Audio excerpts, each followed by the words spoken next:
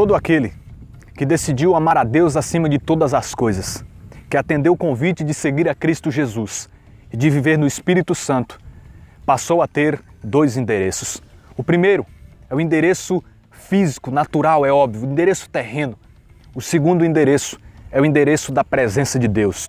Então, de forma objetiva e sendo fiel ao tema desse vídeo, eu afirmo a vocês que nós podemos, na ordem natural, no nosso endereço terreno, estarmos vivendo um verdadeiro caos, que é símbolo da dificuldade, da tribulação, da desordem. Mas nós, ao mesmo tempo, podemos estar vivendo um permanente kairós no nosso endereço sobrenatural. Os gregos tinham duas palavras para tempo. A primeira, cronos, que diz respeito ao tempo natural, que pode ser medido, cronometrado pelas horas. A segunda palavra para tempo é essa, kairos, esse tempo que não pode ser cronometrado, que no cristianismo nós chamamos de o tempo de Deus, o tempo da graça, o tempo eterno. Então eu afirmo a vocês que aquilo que acontece conosco no tempo cronos não pode nos destruir enquanto nós estamos no tempo kairos. Nas Sagradas Escrituras nós encontramos inúmeros registros sobre personagens que viveram um verdadeiro caos nessa terra, que enfrentaram muitas dificuldades, mas por serem fiéis a Deus, elas não foram destruídas aqui dentro. Gênesis capítulo 37 seguintes narra a história de José. José foi aquele que, ao contar o seu sonho, os seus irmãos o invejam, depois o lançam numa cisterna, o vende, depois nós vemos que ele é acusado injustamente, depois novamente traído por um daqueles que estava na cela com ele, e acontece uma reviravolta na história de José. Mas nada do que ele enfrentou fez com que a promessa de Deus fosse comprometida na vida dele. Pelo contrário, tudo que ele enfrentou fez com que ele chegasse até onde Deus queria que ele chegasse. Nós também temos promessas. E acima de todas as promessas terrenas, nós temos uma promessa eterna, a promessa de chegar ao céu. E se nós continuarmos fiéis ao Senhor, porque a palavra diz que José continuava fiel através de suas atitudes, e Gênesis capítulo 39, verso 2, diz que o Senhor estava com José. Então, se nós formos fiéis ao Senhor, nós alcançaremos o que Deus tem para as nossas vidas e alcançaremos o céu, independente do que nós passemos nessa terra. Nós encontramos também a história de Jó, mas Jó era um homem que a palavra de Deus diz já no capítulo 1, verso 1 seguinte, que era íntegro, era fiel, era justo, temia a Deus e se afastava do mal. E ele foi provado de uma maneira muito intensa. Perdeu seus filhos, perdeu seus bens, perdeu a sua saúde e até mesmo a sua esposa começou a proferir palavras insensatas contra ele. Mas Jó era fiel a Deus. E em Jó, capítulo 19, verso 25, ele diz assim: eu sei que o meu Redentor vive e por último se levantará por mim. Meu irmão, minha irmã, nós podemos nessa terra passar pelo que Jó passou e a gente vê que não é porque nós seremos fiéis a Deus que nós seremos isentos de passar porque muitas outras pessoas passam. A diferença é que nós aqui dentro temos a alma preservada por Deus. Por isso que a palavra de Deus diz no livro de Sabedoria, capítulo 3, o seguinte: mas as almas dos justos estão nas mãos de Deus, e nenhum tormento os tocará. Aparentemente estão mortos aos olhos dos insensatos. Seu desenlace é julgado como uma desgraça, e sua morte como uma destruição, quando na verdade eles estão em paz. Pode até tocar a nossa carne, o nosso corpo, mas não poderá destruir a nossa alma. Pode nos matar no corpo, mas não poderá nos matar na alma, se nós perseverarmos em fidelidade com o Senhor.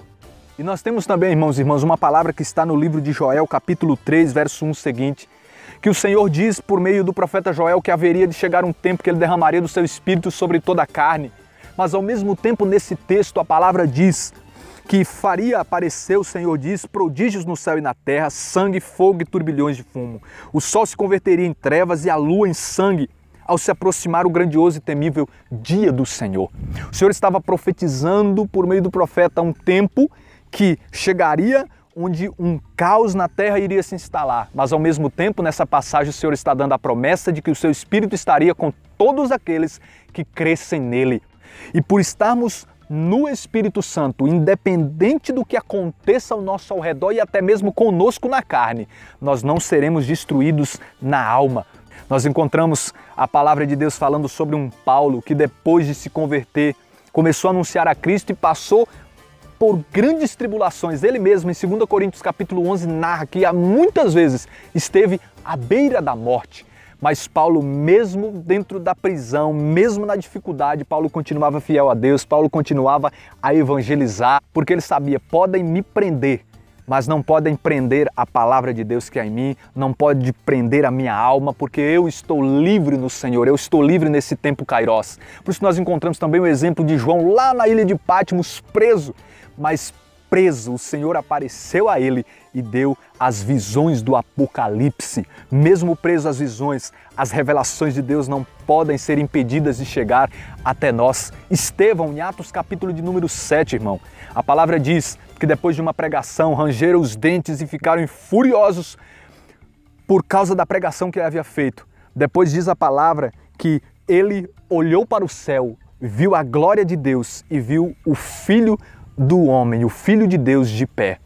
Depois, aqueles homens furiosos os lançaram fora da cidade, apedrejaram ele, mas o céu estava aberto para Estevão, dizendo: seja bem-vindo. Romanos capítulo 8, o apóstolo Paulo escreve: se o Senhor é por nós, quem será contra nós? E ele começa a dizer: nem a fome, nem a espada, nem a nudez, nem a profundidade, nem as alturas, nem as potestades podem nos separar do amor de Deus.